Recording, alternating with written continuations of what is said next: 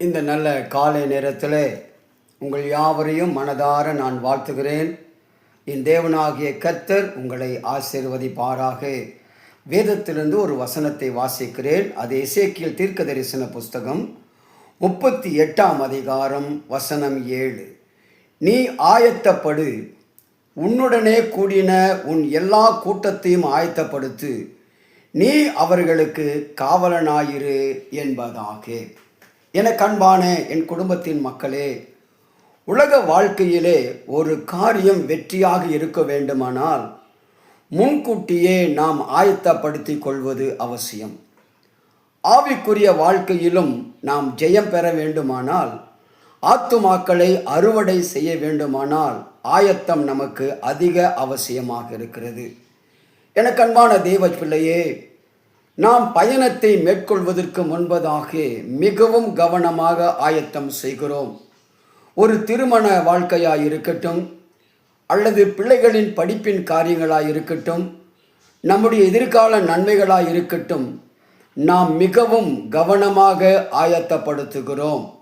அதே போல ஆவிக்குரிய தேவ பிள்ளைகள், ஊழியர்கள் கர்த்தரின் வார்த்தைகளை விதைக்க, வார்த்தைகளை கேட்க, ஆராதிக்க ஆயத்தமாக நாம் இருக்க வேண்டும். இல்லை என்றால் நமக்கு வேதனையான நாட்களாகவே இருக்கும். ஆயத்தம் இல்லை என்றால் சகலமும் தோல்வியாய் நமக்கு அமைந்துவிடும். எனது ஊழியத்தின் ஆரம்ப நாட்களிலே நடந்த ஒரு சம்பவத்தை சொல்கிறேன். ஒரு முறை திடீர் என்று எனக்கு சனிக்கிழமை இரவு 10 மணிக்கு ஒரு ஊழியரிடத்திலிருந்து ஒரு அழைப்பு வந்தது.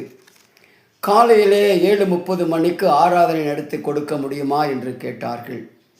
நானும் சரி என்று எந்த ஆயத்தமும் செய்யாமல் ஒப்புக்கொண்டேன். ஏனென்றால் நான் படித்தது, புரிந்தது எல்லாவற்றையும் ஒன்று சேர்த்து செய்தி கொடுத்து விடலாம் என்று நினைத்தேன். காலை ஆராதனையிலே செய்தியின் நேரம் வந்தது. எடுத்தவர்கள் வாசிக்கலாம், யோவான் 14ஆம் அதிகாரம் 1வது வசனம் என்று சொன்னேன். கர்த்தருடைய வார்த்தையை அவர்கள் வாசித்தார்கள். எனக்கு அன்பான என் கர்த்தருடைய பிள்ளையே, வசனத்தை கேட்டேனே ஒழிய என்னால் செய்தி கொடுக்க முடியவில்லை. எனக்கு அன்பான கர்த்தருடைய பிள்ளை, அன்றைக்கு நான் ஒரு முடிவு எடுத்தேன். அன்று முதல் நான் ஆயத்தப்படாமல் ஒரு நாளும் செய்தி கொடுக்க மாட்டேன் என்று சொல்லி. ஆயத்தம் அவசியம். எவ்வளவு படித்திருந்தாலும், எவ்வளவு திறமைசாலியாயிருந்தாலும் ஆயத்தம் இல்லாமல் எந்த ஊழியத்திலும் நாம் ஜெயம் எடுக்க முடியாது. எலியா பலிபீடத்தை ஆயத்தப்படுத்தினார். கர்த்தரே தெய்வம் என்று நிரூபித்து காண்பித்தார். 5 கன்னிகைகள் ஆயுதத்தோடு இருந்தார்கள். கல்யாண வீட்டுக்குள்ளே போனார்கள். ஆபிரகாம் தன் மகனை பலி செலுத்த கட்டைகளை பிளந்து கொண்டு ஆயத்தத்தோடு போனார்.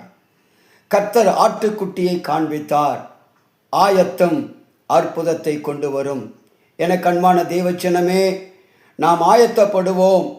நமது பாவத்தை அறிக்கை செய்ய, அற்புதங்களை பெற்றுக்கொள்ள, ஜீவனுள்ள தேவனை ஆவியோடும் உண்மையோடும் ஆராதிக்க, கர்த்தரின் வருகைக்காக நாம் ஆயத்தப்படுவது அவசியம். எசேக்கியேல் தீர்க்கதரிசன புஸ்தகம் 38:7 நாம் வாசித்தோமே. நாம் ஆயத்தப்படுவோம். ஒரு கூட்டத்தை ஆயத்தப்படுத்துவோம். அவர்களுக்கு காவலனாக இருந்து கர்த்தருடைய ராஜ்யத்திற்குள்ளே கொண்டு போய் சேர்க்க ஆண்டவர் நம்ம யாவருக்கும் கிருபை செய்வாராக.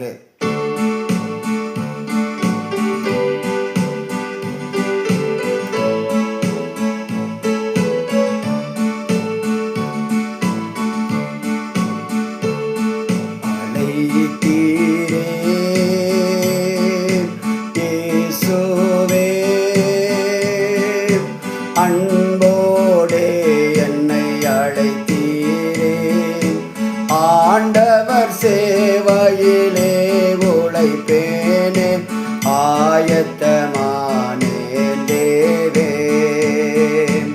ஆண்டவர் சேவையிலே உழைப்பேனே, ஆயத்தமானேன் தேவே.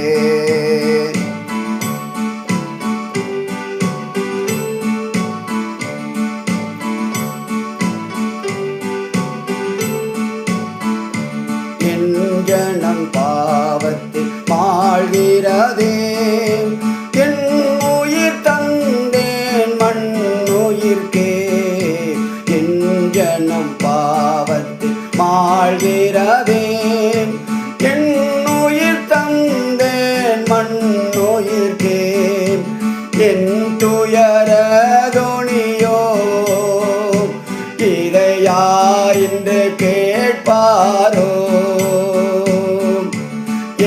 காரியமாக யாரை அழைப்பேன் என்றே வந்தேனிதோ. அழைத்தீரே இயேசுவே, அன்போடே என்னை அழைத்தீரே. ஆண்டவர் சேவையிலே உழைப்பேனே, ஆயத்தமாவேன் தேவே.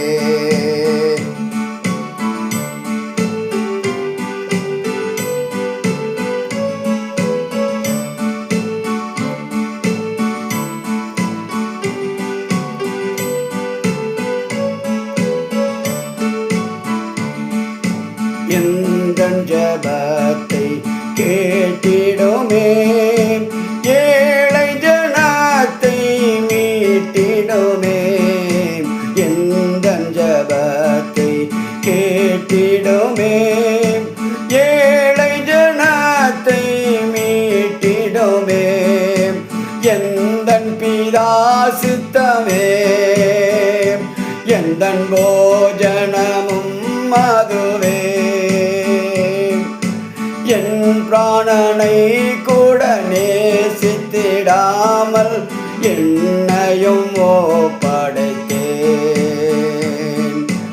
என் பிராணனை கூட நேசித்திடாமல் என்னையும் ஒப்படைத்தேன். அழைத்தீரே இயேசுவே, அன்போடே என்னை அழைத்தீரே. ஆண்டவர் சேவையிலே உழைப்பேனே, ஆயத்தமாவேன் தேவே. ஆண்டவர் சேவையிலே உழைப்பேனே, ஆயத்தமாவேன் தேவே. எங்களை அதிகமாக நேசிக்கிற எங்கள் நல்ல அன்பின் ஆண்டவரே, எங்களை ஆயத்தப்படுத்தும் சுவாமி. உடைய கனவான சேவையை செய்ய அநேகர் நம்முடைய ராஜ்யத்திற்குள்ளே சேர்த்து கொள்ள ஆண்டவரை வருகைக்கு ஆயத்தப்படுத்த எங்களையும் தகுதிப்படுத்தும், அநேகரை தகுதிப்படுத்துகிற நல்ல ஆயுதங்களாக எங்களை மாற்றும். இந்த நாளுக்குரிய எல்லா நன்மைகளையும் ஆசீர்வாதங்களையும் சமாதானத்தையும் கிருபைகளும் தந்து வழிநடத்த வேண்டும் என்று சொல்லி இயேசுவின் நாமத்தினால ஜெபிக்கிற நல்ல ஜீவனுள்ள தகப்பனே, ஆமேன், ஆமேன், ஆமேன். கர்த்தர் உங்களை ஆசீர்வதிப்பாராக.